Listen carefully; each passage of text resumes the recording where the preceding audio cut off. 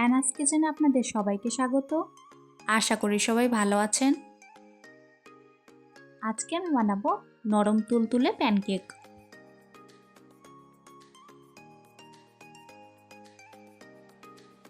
প্রথমে বাটিতে একটি ডিম ফাটিয়ে নেব।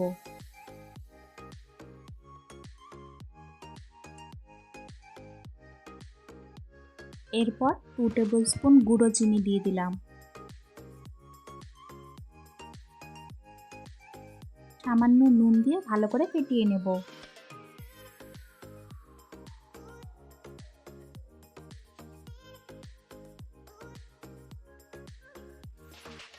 ভালো করে ডিম ফেটিয়ে নিয়ে 2 টেবিলস্পুন তেল দিয়ে দিব।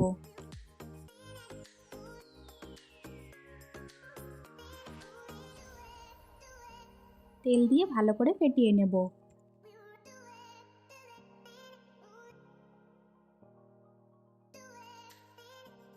এরপর 5 টেবিলস্পুন টক দই দিয়ে দিব।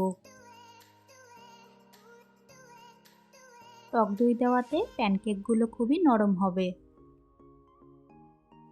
এরপর হাফ টিস্পুন ভ্যানিলা এসেন্স দিয়ে ভালো করে মিশিয়ে নেব।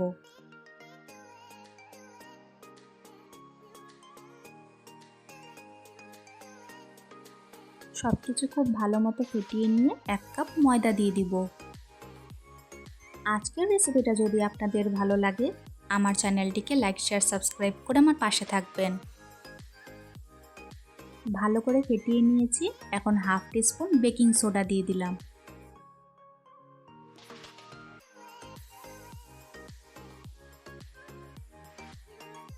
বেকিং সোডা দিয়ে মিশিয়ে নেব। ব্যাটারের কনসিস্টেন্সিটা ঠিক এমন হবে।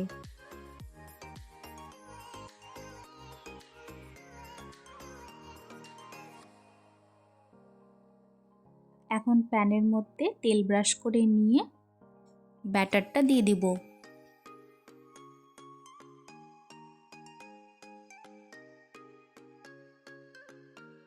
এক হাতা করে ব্যাটার দিয়ে প্যানকেকগুলো তৈরি করে নেব।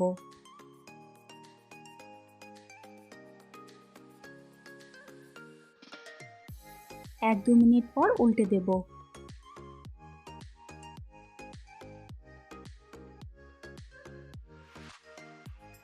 একইভাবে সবগুলো প্যানকেক তৈরি করে নেব। প্যানকেকগুলো দেখতে যত সুন্দর হয়েছে খেতে কিন্তু অসাধারণ হয়। প্লেটের মধ্যে আমি গুঁড়ো চিনি নিয়েছি। প্যানকেকগুলোতে এখন আমি গুঁড়ো চিনি লাগিয়ে নেব।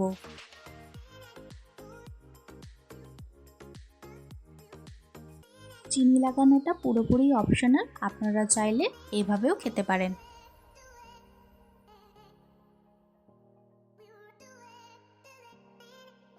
ব্যাস তৈরি হয়ে গেল আমাদের আজকের রেসিপি নরম তুলতুলে প্যানকেক।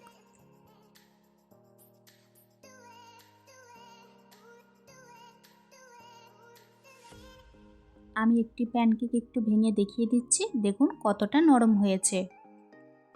তুলোর মতো তুলতুলে প্যানকেক খেতে চাইলে আমার রেসিপিটা ফলো করে ঝটপট বানিয়ে ফেলুন।